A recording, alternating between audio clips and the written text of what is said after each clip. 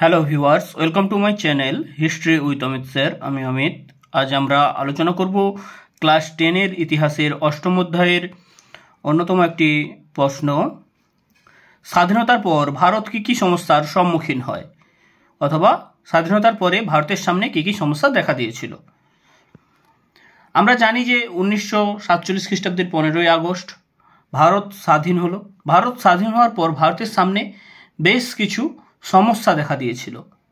সেই সমস্ত সমস্যাগুলি আজ আমরা দেখে নেব।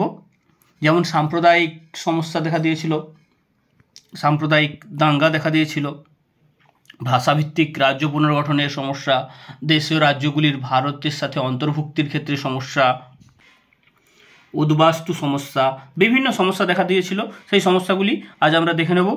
এখানে বলে রাখি, এখানে আমরা মূলত নোটস আকারে আলোচনা করব। এক্ষেত্রে তোমরা নোটসও পেয়ে যাবে। বলে রাখি, ইতিহাসের বিভিন্ন ধরনের ভিডিও পেতে আমাদের চ্যানেলটি সাবস্ক্রাইব করে রাখো। ভিডিও যদি ভালো লাগে তাহলে লাইক, শেয়ার, কমেন্ট করো, যা আমার পরবর্তী ভিডিও বানানোর পাথে হয়ে দাঁড়াবে। এর আগে আমরা এই অধ্যায়ের বিভিন্ন প্রশ্ন আলোচনা করেছি। আজ এই প্রশ্নটি আলোচনা করব। যাই হোক, প্রথমে ভূমিকা আসা যাক। 1947 খ্রিস্টাব্দের 15ই আগস্ট ভারত স্বাধীনতা লাভ করার পর নবগঠিত বা সদ্য স্বাধীনতাপ্রাপ্ত ভারতের সামনে বেশ কিছু সমস্যা মাথা চাড়া দিয়েছিল। সমস্যাগুলি নিম্নে আলোচনা করা হলো। প্রথম 1 নম্বর পয়েন্টে আমরা দেখব সাম্প্রদায়িক দাঙ্গা। ভারত স্বাধীনতা লাভের পূর্বেই শুরু হয়েছিল সাম্প্রদায়িক দাঙ্গা। এই দাঙ্গা স্বাধীনতা লাভের পর চরম আকার ধারণ করে। স্বাধীনতা লাভের পূর্বে থেকেই সাম্প্রদায়িক দাঙ্গা শুরু হয়েছিল, সেই দাঙ্গা স্বাধীনতা লাভের পর চরম আকার ধারণ করলো। লক্ষ লক্ষ মানুষ প্রাণ হারান।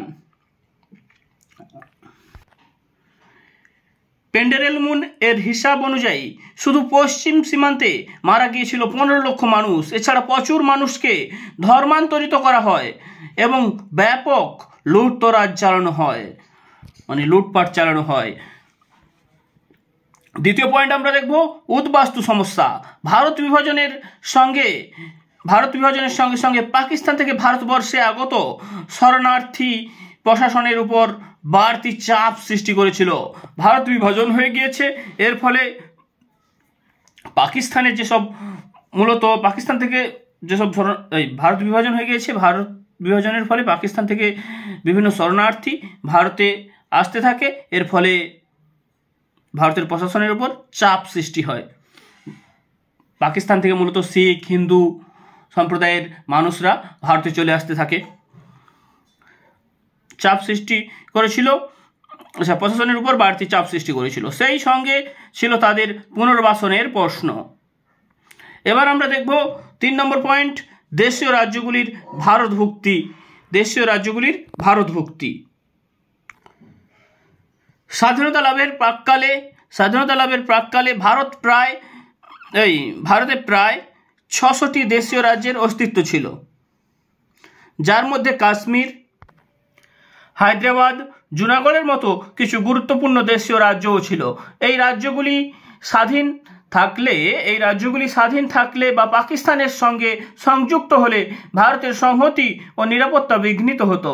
তাই এই রাজ্যগুলির ভারতের সাথে অন্তর্ভুক্তি ভারতের কাছে জরুরি ছিল। 4 নম্বর পয়েন্ট আমরা দেখে নেব খাদ্যাভাব। দেশভাগের পর বিপুল সংখ্যক শরণার্থী ভারতবর্ষে প্রবেশ করায় খাদ্যাভাব তীব্র হয়ে ওঠে। এছাড়া 1950 খ্রিস্টাব্দে প্রাকৃতিক দুর্যোগের ফলে ব্যাপকভাবে শস্যহানি হওয়ায় ভারতে খাদ্য সংকট আরও বৃদ্ধি পায়।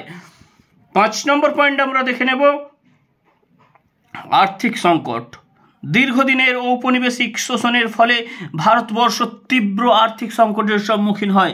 ভারত স্বাধীনতা লাভ করেছে, কিন্তু দীর্ঘদিনের ঔপনিবেশিক শোষণের ফলে ভারতবর্ষ তীব্র আর্থিক সংকটের সম্মুখীন হয়। কৃষি, শিল্প, বাণিজ্য অন্তঃসার শূন্য হয়ে পড়ে। অন্যদিকে শিল্পের জন্য প্রয়োজনীয় কাঁচামাল উৎপাদক অঞ্চলগুলি পাকিস্তানের ভাগে পড়ায় উৎপাদন ব্যাহত হয়। ফলে শিল্পের সঙ্গে জড়িত বহু মানুষ বেকার হয়ে পড়ে। এবার আমরা একটা বুলেট করে একটু কথা দেখে নেব। এই সমস্ত সমস্যা ছাড়াও ভারত আরও একটি অন্যতম সমস্যার সম্মুখীন হয়েছিল, যা হলো ভাষার ভিত্তিতে রাজ্য পুনর্গঠন করা। তাহলে আমরা দেখলাম যে কী কী সমস্যার সম্মুখীন হয়েছিল। তাহলে আমরা দেখলাম যে ভারত স্বাধীনতা লাভের পর কী কী সমস্যার সম্মুখীন হয়েছিল। এবার আমরা উপসংহার দেখে নেব। উপসংহার: দীর্ঘ সংগ্রামের পর বহু কাঙ্ক্ষিত স্বাধীনতার মুখ ভারতবাসী ভালো করে ভোগ করতে পারেনি। এই স্বাধীনতার মুখ না, সুখ। দীর্ঘ সংগ্রামের পর বহু কাঙ্ক্ষিত স্বাধীনতার সুখ ভারতবাসী ভালো করে ভোগ করতে পারেনি। নানা সমস্যায় সদ্য স্বাধীনতাপ্রাপ্ত ভারত জর্জরিত হয়ে পড়েছিল। Thank you. আজ এ পর্যন্ত। ইতিহাসের বিভিন্ন ধরনের ভিডিও পেতে আমাদের চ্যানেলটি সাবস্ক্রাইব করে রাখো। Thank you.